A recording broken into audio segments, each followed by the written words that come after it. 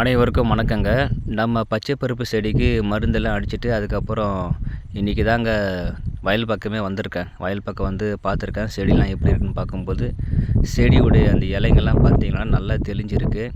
அது மட்டும் இல்லாமல் சில செடிகள் வந்து காயும் அதிகமாக காய்ச்சிருக்கு. சில செடிகள் வந்து இப்போ தான் பூவும் பூக்க ஆரம்பிக்குது. அதாவது 2 விதமாகவும் இருக்குது. நம்ம வந்து பார்த்திங்கன்னா ஒரே டைமில் வந்து அறுவடை பண்ணுற மாதிரி இல்லை. சில செடிகள்லாம் பாருங்கள், இப்போ தான் பூவும் பூக்குது. சில செடிகள் வந்து லைட்டாக பிஞ்சு விட்டுருக்கு. சில செடிகள் வந்து காயெல்லாம் முத்திருக்கு.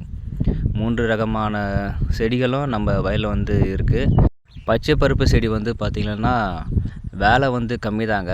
ஆனால் அறுவடை டைமில் வந்து வேலை வந்து ரொம்ப அதிகமாக இருக்கும். ஃபஸ்ட்டு கையில் புடிங்கிட்டு இருந்தோம். அதுக்கப்புறம் அரிவாள் அறுத்துட்டு இருந்தாங்க.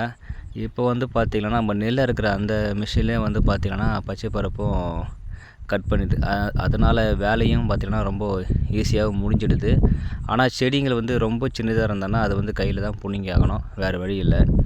இந்த பச்சை பருப்பு செடி வந்து காஞ்ச பிறகு எப்படி இருக்குன்னு பார்த்திங்கன்னா இந்த பிளாக் கலரில் வந்துடுங்க. காஞ்ச பிறகு பார்த்திங்கன்னா பிளாக் கலரில் வந்துடும். அதுலேருந்து தான் நம்ம வந்து அந்த பச்சை பருப்பு வந்து எடுப்போம். கிட்டத்தட்ட பார்த்திங்கன்னா நான் வந்து அந்த பச்சை பருப்பை பார்த்திங்கன்னா கையில் உரித்து வச்சுருக்கேன். பாருங்கள் எப்படி இருக்குன்னு.